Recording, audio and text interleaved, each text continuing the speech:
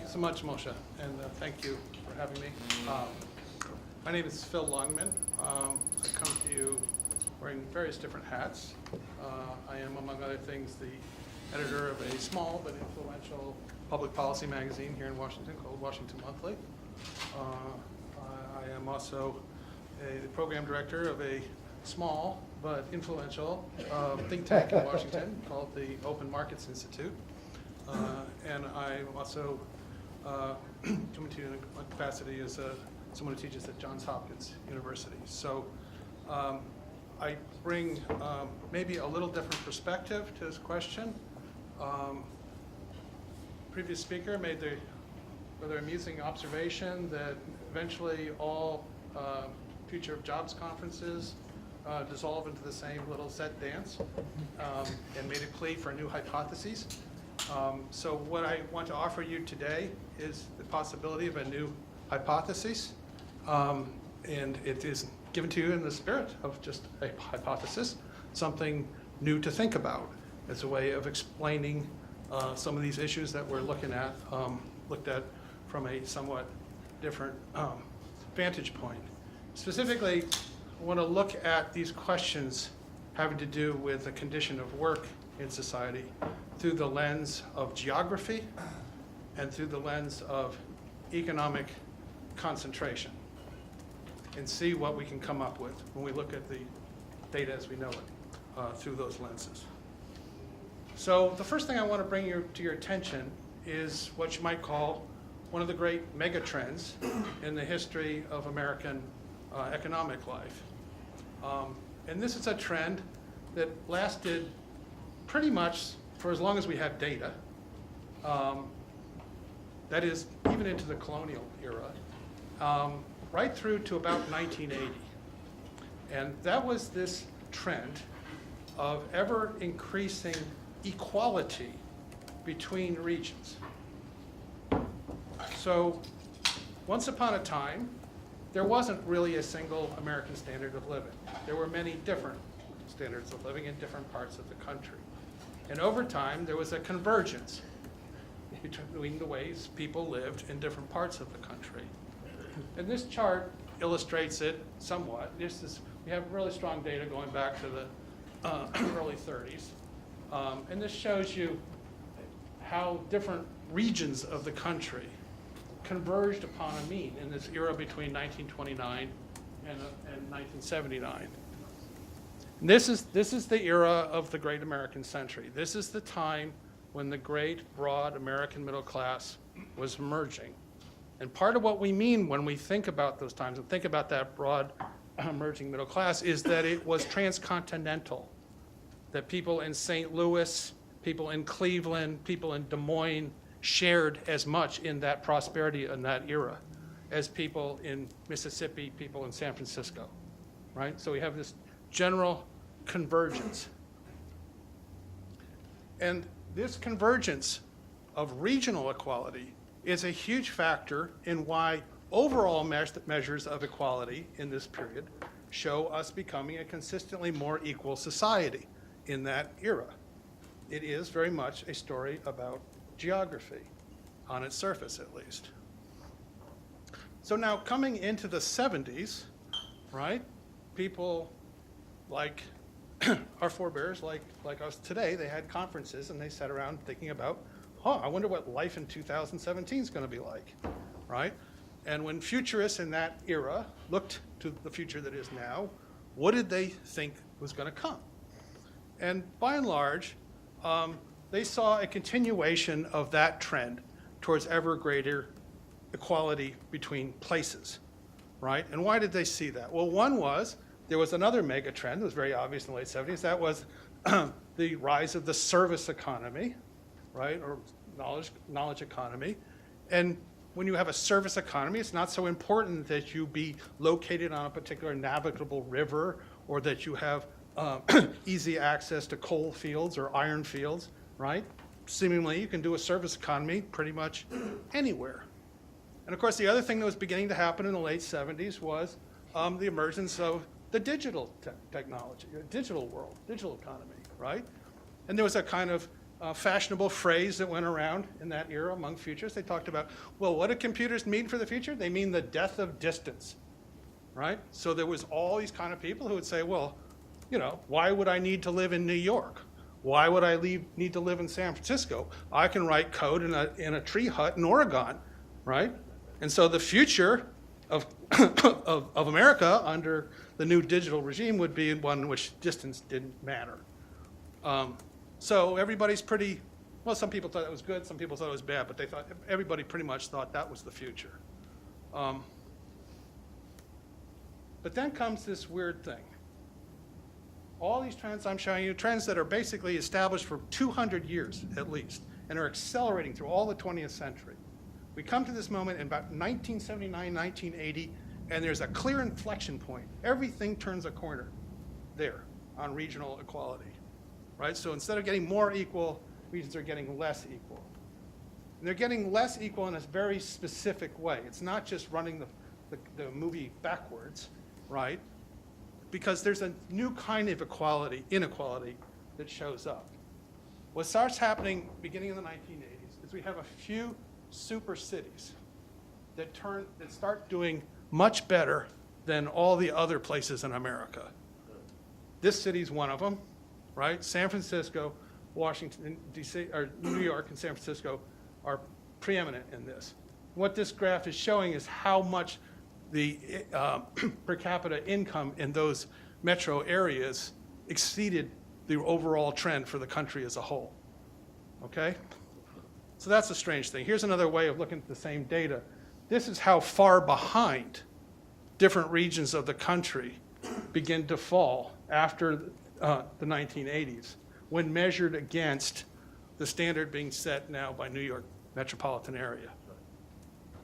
Now this is a mirror image of what was going on in New York vis-a-vis the rest of the country at any time previous in American history.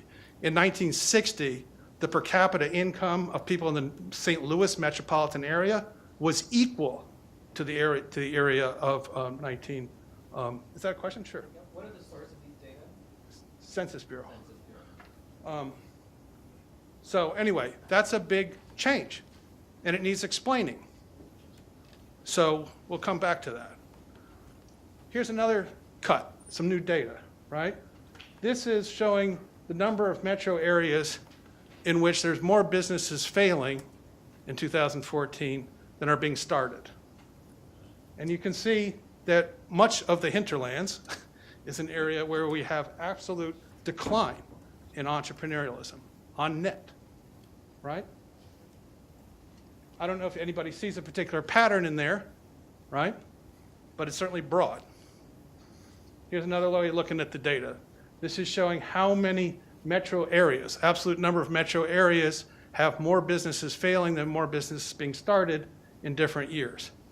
And you can see that coming into most recent years, we just have this gigantic increase in the number of metropolitan areas where there's a net loss of new companies.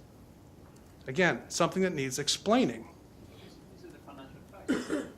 Well, no doubt it has. It's related to that, yeah. But you can see we had a pretty nasty recession in 1979, 1980, nothing like that, right?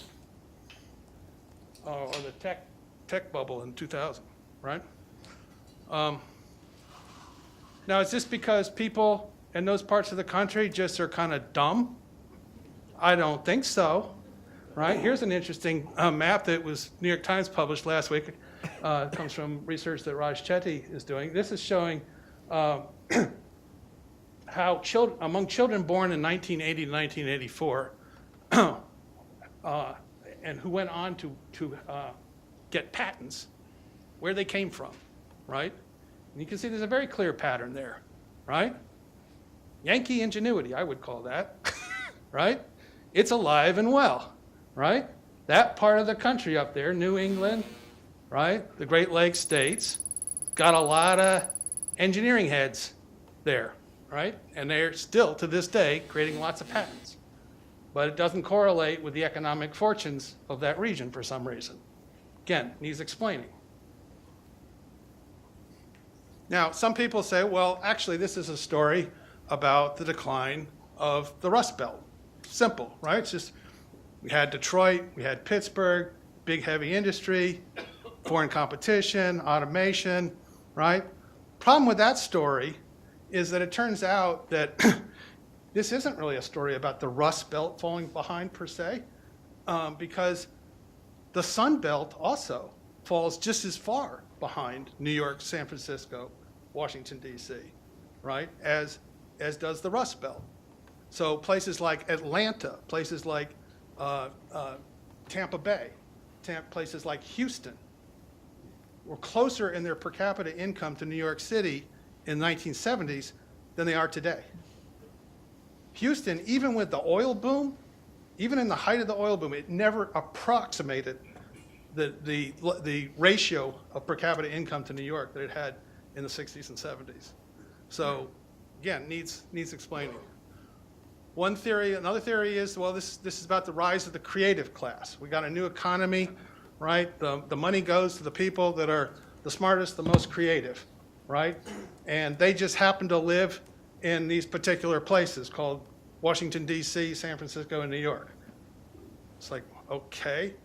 But this is kind of weird because we have this death of distance. Again, if I'm a creative person, why do I have to live in New York more than I had to live in New York in 1950 as a creative person?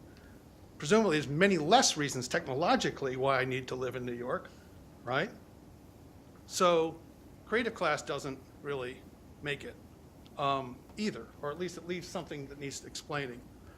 And similarly with the returns to innovation, right? We live in a world, those of us that are academics, we spend our days Skyping with people all around the planet, right? We don't need to be in a particular place to do the innovative, creative work we do. And yet we have this concentration of wealth geographically, and concentration of new business, and concentration of venture capital. Why is that? Why is that happening, right? I don't see any technological determinism to it. So let me now share with you a possible other explanation. And this has to do with relitigating, to some extent, some of the received ideas we have about what the policy regime was under which the United States developed in the 18th through the 20th century. There's a kind of received idea that the short history of American political economy is, well, first and forever there was laissez-faire, and then we had this Great Depression, and the New Deal came along and it collectivized a lot of stuff, and then that worked for a while, and then Ronald Reagan came along and they reversed the whole thing, and that's basically the economic history of the United States, political economic history of the United States, right? Thank you. 2 centuries and 2 sentences. Let me give you an alternative history, okay? Not quite as fast, right? I will posit to you, right, that the United States has had an extremely robust competition policy from colonial times until about 1980, right, that is responsible for a lot of these trends that we have to see, right? One example would be Boston Tea Party. What was that about, right? Received idea is Boston Tea Party, that was about no taxation without representation. Well, yeah, it was about that. But if you go and you look at the papers of Sam Adams and other people involved, you'll see they were just as worked up about the monopoly of the East Indian Trading Company, right? If you get a digital version of the Wealth of Nations and search on monopoly, you'll see that Adam Smith mentioned monopoly about 435 times in the Wealth of Nations. People in the Enlightenment were obsessed with monopoly, right? Checks and balances to founding fathers like Jefferson and Madison was as much about dispersion of economic power, right, geographically and otherwise, as it was about dispersion of executive power. Now this shows up in all kinds of ways, and it is something that has lasted until just at the very edges of living memory, right? So if we were sitting here in 1950, none of these things that I'm saying would be the least bit controversial, right? Thinking people, not so thinking people, had in their head as a meme, right, the idea that the essence of the American experiment was that we use public policy to disperse economic power, right? So this is Congressman Emanuel Seller writing in 1950. So he saw the swallowing up of small business entities transfers control from small communities to a few cities where large companies control local destinies. Local people lose their power to control their local economic affairs. Local matters are within remote control. This is like totally non-controversial thought in 1950 and resulted in legislation that this particular congressman passed that immensely strengthened antitrust. Hubert Humphrey, totally mainstream character, mid-century America, right? You can see here fulminating against the idea that you would have concentrations of corporate power and that concentrations of corporate power would inevitably result in the hollowing out of middle America. Just a received idea, right? Now to show you just briefly, to take a brief tour through this, right? What are the kind of policies that we used, right? Post office. It's written into the Constitution we're going to have a post office. And in so many words, it's written into the Constitution it's going to be net neutrality, right? We're not going to engage in price discrimination between certain cities on what it costs to send a mail. We don't care how far you're sending it, to whom you're sending it, what's in it. Everybody pays the same price. Net neutrality, right? It was done because people even back then understood with networked industries, you need to have net neutrality and you need public policy to get it. Much of the debate about slavery was about, it was argued in the rhetoric of monopoly. People from Frederick Douglass to Abraham Lincoln evoked the concept of slavery as being a form of monopoly. And that's what was wrong with slavery. We didn't want a country that was monopolized by monopolists. We wanted a country of free soil, as they put it. Coming into the 1880s, right, we have a time when by now we have new technologies that come on that in terms of their potential social disruption are far beyond anything we've seen yet from AI. Way beyond, right? Railroads I'm talking about, but also telegraph, right? What did we do with those two technologies? We didn't sit back and say, well, the markets say we have to accept this or that, or technology says, right, from now on, right? We set up rules. So as early as 1887, we had the Interstate Commerce Act that basically said no price discrimination in railroads. Everybody pays the same price for sending the same freight the same distance, right? That way, when we compete against each other, we're competing against who's got the better product service, not who's got the closer inside deal with the railroad, right? Basic concept of common carriage. You know, coming into the 1890s, we have the Anti-Sherman Act. It amplifies this idea of no price discrimination by now talking about trust busting. Certain things are just too big to be, right? Sherman antitrust didn't really get its teeth until the Wilson administration, but it assumed a life, right, that, as we'll see, busted up corporations just because they might have as little as 5% market share. And they did it because, right, it was bad for citizenry, bad for the social fabric of the country.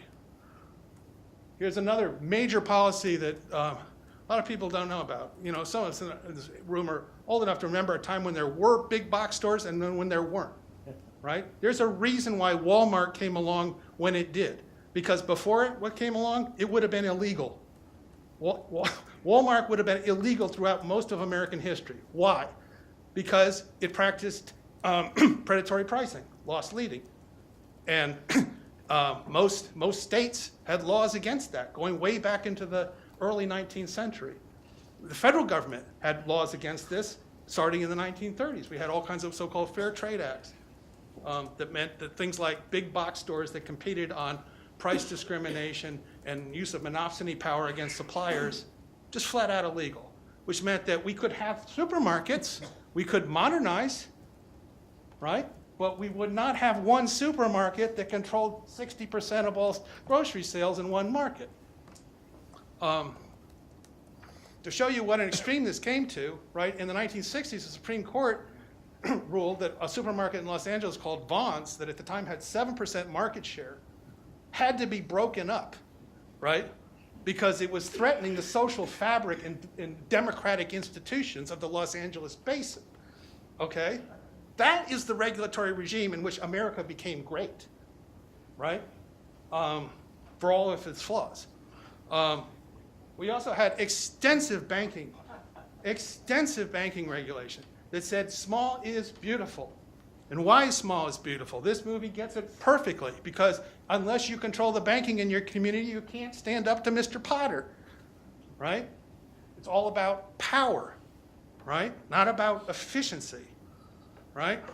Coming into the 1940s, Thurmond Arnold, right, was the great champion of FDR's antitrust policy. What did he do? He put antitrust on steroids, right? He also attacked patent monopolies in a way that's important to our world today. Some of you might know Alfred Chandler, the great business historian, taught at Harvard, passed away a while ago. The last book he wrote was this one, in which Alfred Chandler credited the growth of Silicon Valley with Thurmond Arnold. Because what had Thurmond Arnold done? He had used the Department of Justice's antitrust division to get a consent decree with AT&T to force them to license out this thing that they were keeping in their vault called a transistor. And in that era, we consistently used that kind of power of government to get technology transfer away from big companies out into the world. So that's what allowed Fairchild and the other companies of that era to get their hands on transistors. Again, this policy regime probably reaches its zenith in the early 60s. Earl Warren Court decision of Brown Shoe, right, in which the Supreme Court rules that the Brown Shoe Company of St. Louis wants to merge with another company, is going to result in a 3% market share in the shoes made in North America. Too big. Cut it down, all right? I mean, they say the past is a foreign country, right? This is the world in which this is the world that we came up with. Now, I can only be suggestive in the time I have here, but just so you know, all of these policies, basically all these different policy levers basically got yanked into reverse in the era roughly between 1977 and about 1985. One big one was we started deregulating key infrastructure network industries like railroads, like trucks, like airlines, right? So now we did have price discrimination in airlines, for example. And now cities that used to have airline service didn't anymore. Or it cost more to fly from Pittsburgh to Washington than it cost to fly from Washington to San Francisco, right? That would have been illegal. But with deregulation, that's happens, and that has huge consequences to the pattern of economic development. Chiquita Banana had to move out of Cincinnati because as an international company, they couldn't get anywhere without changing in Charlotte, right? Deregulation of banking, familiar story. All this fair trade laws I talked about that made Walmart illegal, all repealed, much of it in the Carter administration, right? Patent monopoly, changed all the policy levers on patent monopolies, strengthened patent monopolies over and over again, extended to intellectual property. Coming in the 70s, you couldn't even patent software, right? After the 70s, you sure can, right? Then, of course, we have just an abrupt change, too, in the standards used by the Department of Justice and the Federal Trade Commission on what will they prosecute in antitrust. And they basically come up with a new standard that said, we don't care how big you get, just as long as you got lower prices and you're not colluding, you're cool. And so we have this tremendous drop-off in the amount of antitrust enforcement, and within about 10 to 15 years, this dramatic increase in the levels of concentration in virtually every sector of the economy. And what this means to a place like St. Louis, right, is that St. Louis was a place that in the 1970s, most of the banking that happened in St. Louis was controlled by local banks and local people. The largest employers in St. Louis were local people running local institutions. That had huge consequences for the civic fabric of St. Louis, right? It had huge consequences also for what happened to inventive young people.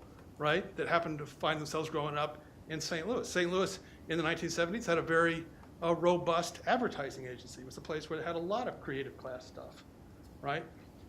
My suggestion to you is that these changes in public policy have led to a world in which there's the hollowing out of local control, local economies, a slow colonization, right?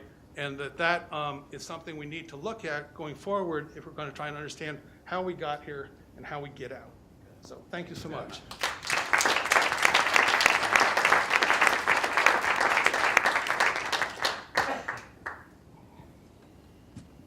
So I once wrote a piece about deprofessionalization, which is a concept I'll come back to during my talk. And when the overwhelming response I got was, well, if the productivity is higher replacing a doctor with 3 lab technicians, then who cares?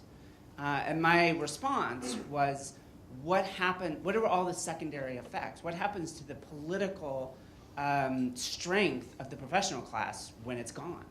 But that's not really a measurable thing. Our economy is measured in productivity. So we aren't thinking about what are the health consequences, what are the political consequences, the cultural consequences. So I'm totally with you in everything you laid out, except I'm still left with someone has to agree with you rather than there's like a clear, forgive me for putting it this way, cost function by which we incorporate these externalized negative effects. Well, I think ultimately, although you can have short-term consumer benefits to having a monopolized company like, say, Amazon, in the long term, highly concentrated companies aren't productive. We have a loss of innovation that's already measurable today and that tracks exactly with the same inflection point. Number of new starts declining in the late 70s, and by many measures, the amount of innovation. On specific question is, what is productivity in healthcare? I don't know.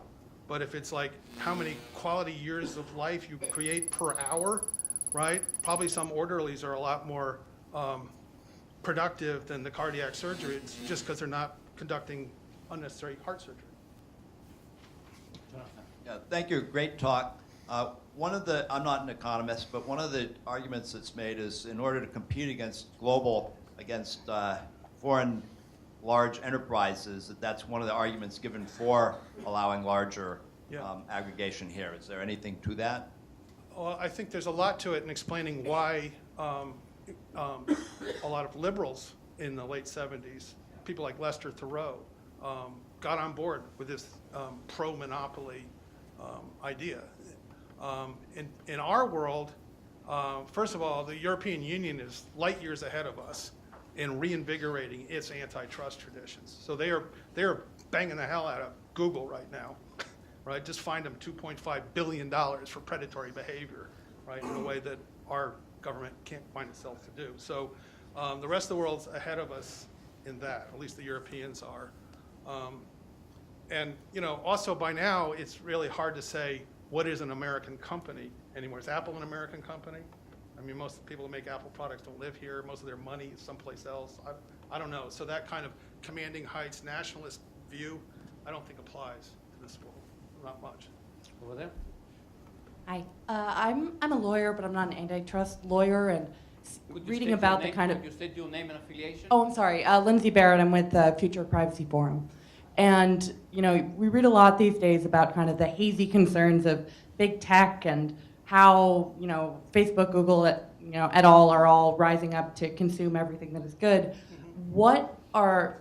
When we have kind of existing antitrust law and policy that doesn't really fit the new concerns, it's not low price, it's network effects, it's crowding out the possibilities of smaller companies when Facebook will come and buy, or any example company will come and buy them at early stages.